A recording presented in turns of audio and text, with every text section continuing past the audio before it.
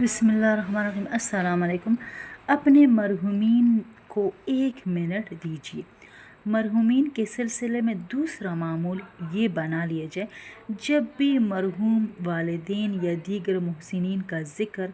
ہو تو 3 مرتبہ سورہ اخلاص پڑھ کر انہیں اس کا ثواب بخش دیا جائے، اور اس عمل میں کسی قسم کی ریاکاری کا شبہ بھی نہیں کہ آپ نے آہستہ سے تلاوت کی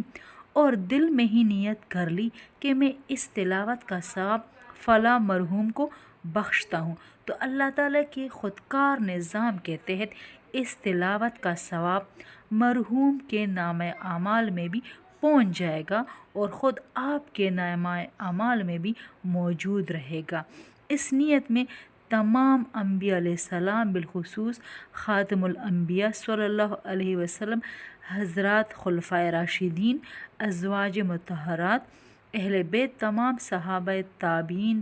تبع تابعین رضوان اللہ علیہم اجمعین، حضرت مفسرین، محدثین کرام، فقہائے اعظام، اولیاء کرام، علماء صالحہ، مجاہدین، مشائخ اہل اللہ رحم اللہ کو شامل کر لیا جائے تو نور اعلیٰ نور ہے۔